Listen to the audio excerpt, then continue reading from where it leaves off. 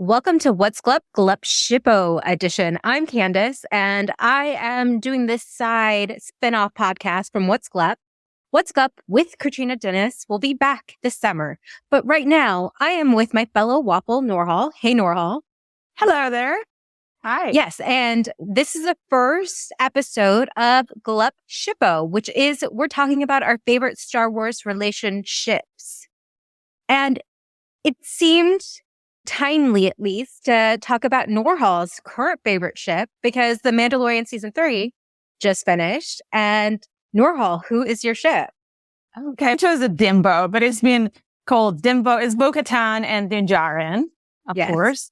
Yeah, so it has received a number of different titles like Dimbo, BoDin, Bo-Katan if you're in Latin America and Asia. So yeah, it's basically them together. Yeah. So when did you start shipping BoDin, Dimbo, Din, and Bo-Katan? I have to be honest, and it was the first since chapter 11 and the Heiress in in season 2. Since the moment I saw that episode, it's like, hey, I shipped it.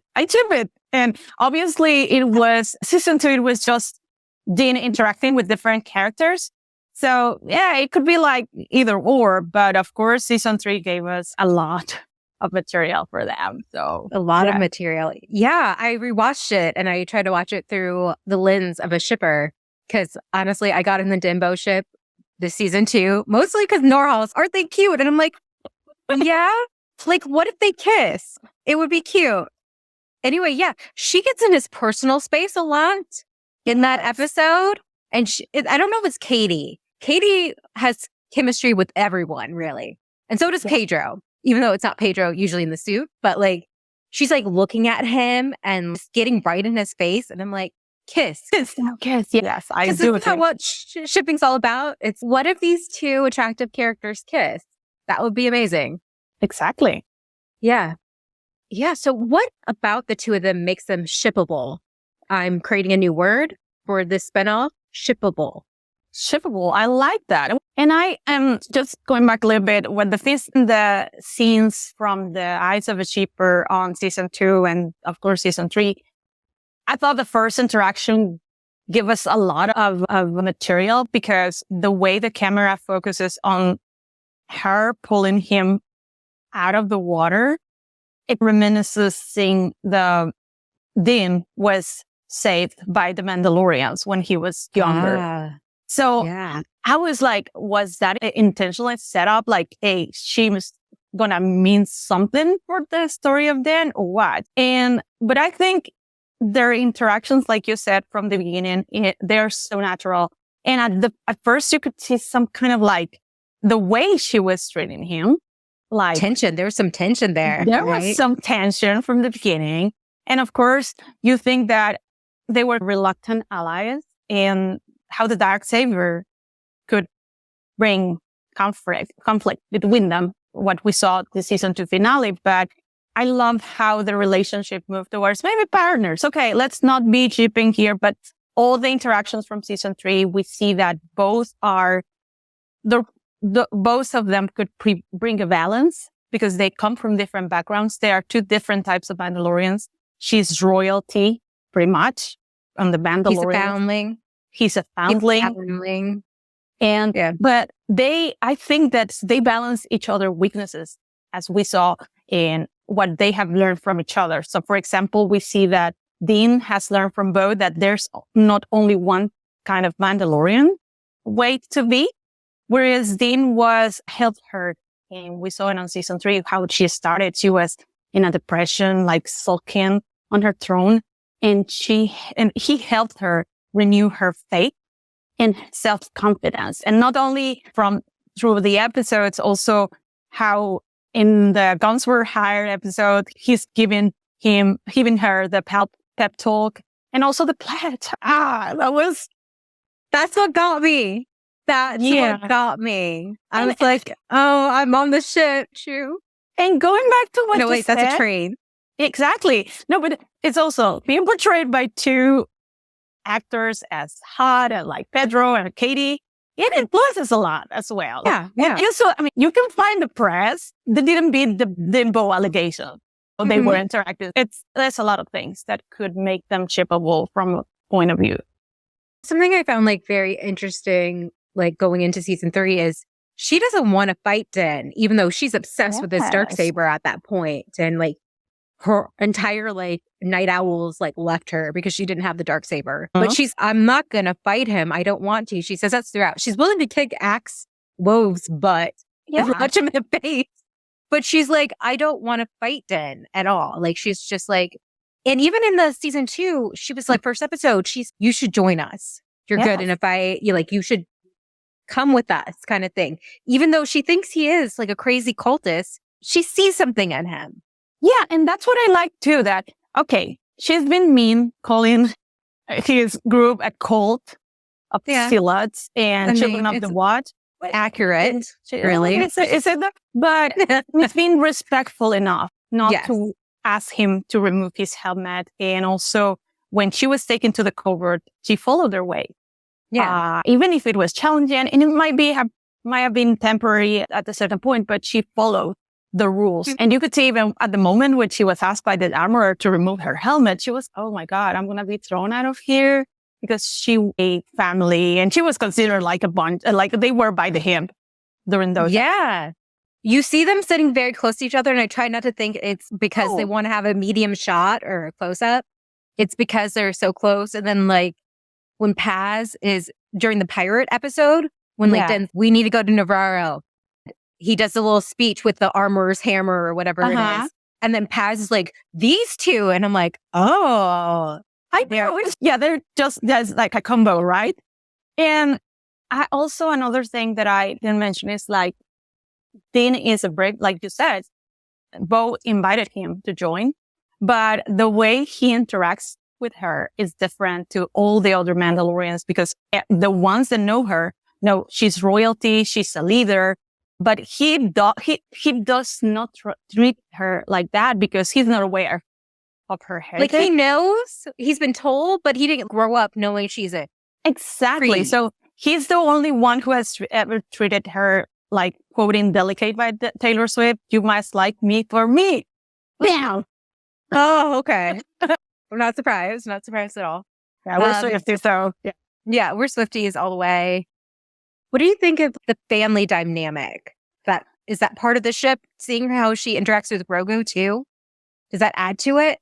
Oh, yes, of course. I thought if they did something, we have had some criticizing about the writing. Some choices were not the best, but I think the way they portrayed how she did with Grogu was so beautiful because how they started, he was sitting on his pram on the back aside Mando, and at the end he was sitting on her lap. It was so cute. It's his mom. Come on. So I think, and for a point of view of single parent with kid, seeing a potential significant other engaging in such a nature with their kids is beautiful because you're not marrying, or in those cases, you're not marrying only the other person, but also the family with it. Yeah. So I thought it was a beautiful choice. And we know how important family is to the Mandalorians, especially the children. But yeah. I love when she like puts a little dart on his hand and I am a baby. What's going on? And she's trying to be, it's okay. My dad was like, exactly. It's okay. Yeah. I was like thinking your grandpa was like that. And it was like, oh, wow. Yeah. It was very cute. Yeah. I love that how she talked to him too. I know probably a lot of that is just to get more exposition out. But at the same time, it's the way like Katie delivered the lines too, where she talked like a little slowly and softer than she did to other characters. Yeah. And also now that you mentioned that on the episode, on the chapter 18, The Minds of Mandalore, you could see it was very important how they portrayed a parallel between the way Mando was talking to Grogu in the same, like, this is you have to find your way around the galaxy. And he was talking to him like teaching moment. And then you have the same with Bo-Katan and Grogu. Like she was, oh, you might be very good. How good are you with the Force? I found with Jedi. It's like, oh my God. Yeah. I mean, the same tone between both. And I just love that. Okay, so she's in the middle of her depression in that first episode of season 1. He comes in and she's like tired of him. She just wants to be left alone because that's what happens when you're tired. But she tells him where the waters are. She even helps him, even though she's like, it's impossible or it's stupid, really. Yeah. But she still helps him. And then when she sees his ship again in the next episode, she's, this guy. But when she sees that he's in danger, she's just like instantly. And Din knows that he can send his kid to her. Even though Din's not the smartest always, but and it's the closest, but still like Grogu just popping up from the ship and going, yeah. And that was one of my conflicts, how people would interpret that scene, because he asks for help and she goes reluctantly. It's, wait a minute, we saw a different scene because, of course, Grogu couldn't communicate. So Bo immediately asked the droid to get the data where the R5 they were. So she she assumed something had happened to Dan. So she immediately went. And she did not hesitate. Once she saw that it was only Grogu there, she put two and two together. Like, Dan wouldn't leave his kid. Something bad must have happened, and the kid's freaking out. Okay, yeah. So, okay, she went straight to Mandalore, even though she's like, I don't want to go back there.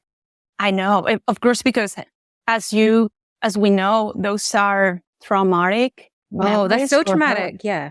Yeah, because going back to your home that's been destroyed completely. I know. And for us as spectators, it's also because we saw the Clone Wars. We saw how Sundari was and seeing beautiful. Like that. Yes. Oh, ouch. That hurts. Yeah. So do you have a favorite moment? Oh my God, it's hard. It's hard, but I think it's been changing. If you had asked me after watching chapter 11, of course, that interaction between them in the Gosanti freighter where she puts some tea up, we'll be up in a minute, and and they yell at each other. They yell at each other, like what we planned. And she's like, staged. And she gets in his face. This is the way. Like, yeah, and they're like the proximity. I love the way she goes, this is the way. Like, she throws it back at him. Challenge him. Like, it is what it is. Do it. But I think the huge favorite would be the pledge. Because we know Din is a man of few words. And those are the criticism is, okay, if you don't show your face, mate, at least express yourself. Talk more. But he's a man of few words. Is that a binge kind of guy? Like the Book of Boba Fett. But him saying such a beautiful quote, it's amazing. And I think also that what he tells her about, all I know about this weapon is what you told me, and what I value more is honor, character, and loyalty. Oh my God. And I think Katie Sackhoff does a lot of the, with the face and the way. Yeah, she does a lot of work with that. Her reaction to it. I know. Those eyes, hard eyes. Oh my God. But other than that, I've enjoyed their interactions. For example, Guns for Hire gave a lot of body action, but they were interacting like married couple, to be honest. Are you serious? Are you kicking a droid? Yeah. But I love that. Of course, the pledge is really high. Yeah. The Guns for Hire. They're I love just seeing them work together, and just the looks that she'll throw his way when things happen. Yeah. And Kit kept looking at him through the whole episode. If you think about it, it's that's, I understand if people say, no, but you could see a lot of their expressions. It's not the way you normally look somebody, maybe a friend or whatnot. But you know what they should do is they should just get Pedro in a green screen room, and we get a Pedro face view, like they do at the Iron Man, where you see his face under the helmet, and just have it on the side so we can see, this is what Din is thinking during this scene. That would be easy. Why, John Favreau? You did Iron Man. Yeah, you did that. Why don't you? What did you think about that? You could have given us that. Being wait, just looking at me. Stuff like that. Yeah. Just blushing. I know. Don't blush. Okay. Yeah. And I also just want to see his face, what he looks like when he's looking at Grogu. I think it would be adorable. I'm so proud. Papa proud. Yeah. And I remember when he took her to the covert and, now you're redeemed too. And I was like, hey, you were supposed to help Dan to remove his helmet, not to cover your face. I know. It was dude, it's the opposite of what I wanted, because I want to see Katie's face too. I know. But again, speaking of that, another thing, she jumped instantly into the water when Din missed it.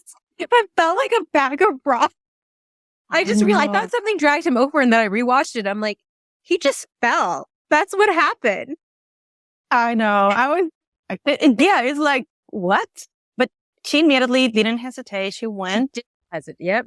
I love that. She's been saving him from the beginning, like right now it's 4. And that's the second time from water. I know.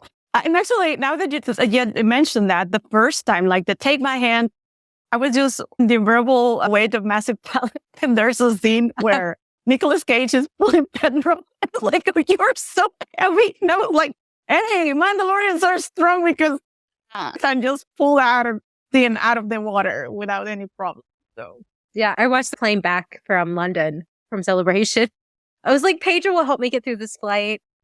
Oh, yeah. I've been going through withdrawal, so that's been watching Unbearable Weight of Massive Talent and Riddick and stuff like that. Yeah. Okay, so technically it's not canon, but do you think they ever will become canon? Okay, I think it has. I mean, from experience, being millennials, being that we've been exposed to these long seasons of slow burn of experience episodes you would have. I think it has all the ingredients to become a slow burn if the creators choose to go that route. Yeah, and I'm telling you, kids today don't know what it was like to have a will they, won't they type of couple. And I know that even if I would have freaked out if something of romantic nature would have happened during this season, I don't think it would have been the best choice, to be honest. No, they both have a lot going on right now. Exactly. I think if you think about it from the point of view of Djarin, as we know him, it took him 3 seasons to acknowledge Grogu as his son. It's okay, Grogu. It's okay, Grogu. We all knew. But imagine, it's going to take a little while for him to acknowledge his feelings for Bo. And especially because now she's the ruler of Mandalore. He might not feel worthy of her. And also, it would be interesting because we could see from her perspective what Satine faced. She was in love with an extremely religious guy. But the difference is that here, both are Mandalorians. And at least I got that. I know. And so perhaps there's a middle ground where they can meet each other at. So I see there's potential. Yeah, of course, they could go on a totally different direction and keep him like the lone wolf and cub, but with what they have established and the relationship between, have they not made Grogu and Bo interacted the way they did?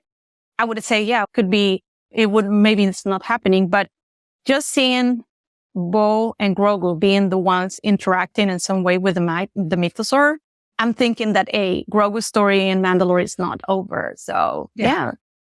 And he seems very attached to her. So yes, I don't think he'll let Din keep him away for too long and be like, I know you want to see her too. So let's go visit. Yeah. And invite her to the cabin. Exactly. They can go to the cabin. And if you think about it, the whole season was Din trying to fix IG-11. And let's remember what IG-11 ended up being, a babysitter. So, you can have some adult time with both. And also, I know some people have said, this had been a series finale because he's just happy with his son. But if we think about it, the cabin is just a place to lay low between adventures. And of course, the script didn't put it clearly, but why Mandalore is not safe yet. They started rebuilding, but we saw the reaction from the warlords, the other Imperials in the Shadow Council. They were not happy to have Mandalore back into the game. If he's helping, he would be like the first line of defense. I think, and also for where are the funds? How gonna pay all the reconstruction? The New Republic is paying. And also something that the Arbor said is that they were bounty hunting or not to get funds to get the armor for the pieces. So yeah, it makes sense that there's a way, you have to work, guy. Yeah, because all the money was, and also the Escar that Din, part of it was going to the cult, the Children of the Watch, but that was going to the actual children too. Yes. So they're all looking out for them. I didn't have this on the list, but have you been seeing the fandom growing? Yeah. Yes. I'm There's actually a lot more fic. There's a lot of artwork.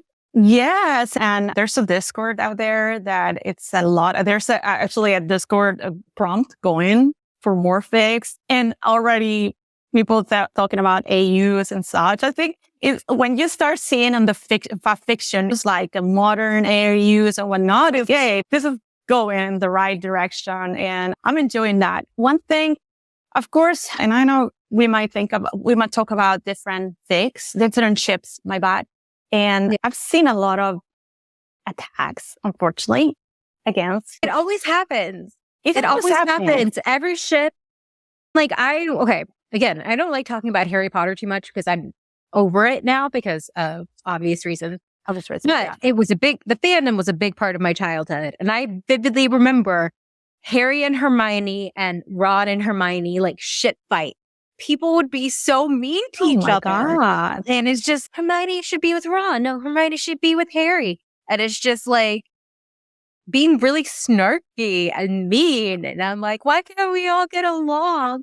I know. And at the end of the day, is ship whatever you want to ship. And I think the reason behind those attacks is that, as you see, if it's just a random character that interacts briefly with Dean, especially, I know Geeky Waffle, the video, the Fandom bicycle, literally Dean. But I think when you see that one ship has more possibilities to become a canon, it's when you see the attack. But I want to say that the growing community of the Dimbo fandom has been really respectful, not engaging, hey, we're just doing this for fun. It's all fun.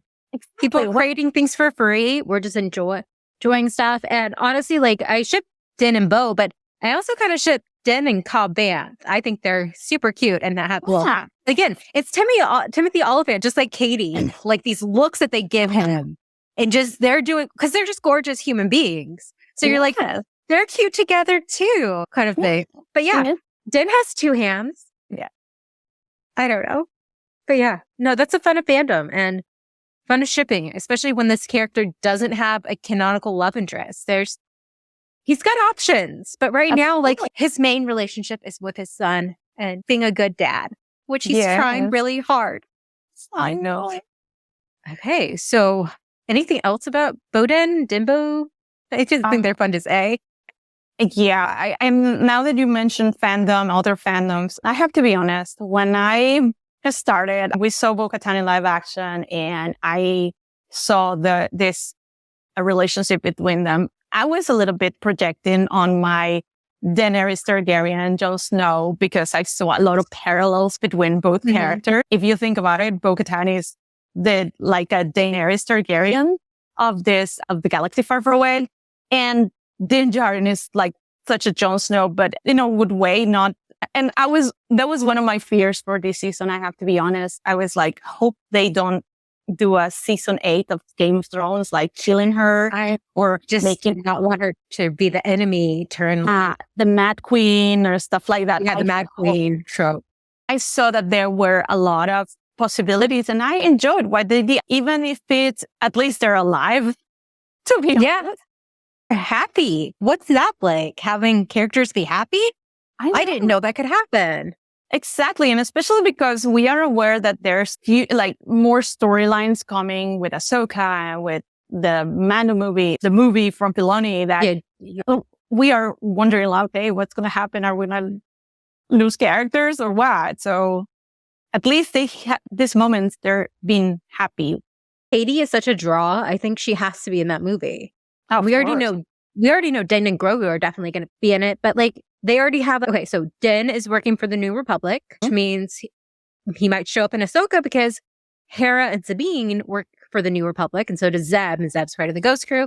And then we know Bo-Katan is still in contact with Ahsoka. Yes, like she knew where she was. Like I know they're having like holo calls. You know, they're BFF still, which I think is that's awesome. And so there's that connection. So Din and Bo connected. They're all connected. Yes, I love that. Invisible String by Taylor Swift. Noor-Hal, thank you so much for joining me on the very first Glup Shippo spinoff episode. I'm so happy we could talk some BoDin because you have converted me. I'm the convert. I'm going to put a helmet on and keep it on. Oh my God. Yes. I need some living waters or whatever. I don't know. But yeah. So yeah, everyone just have fun. It's fun. Fandom's fun. And may the waffles be with you.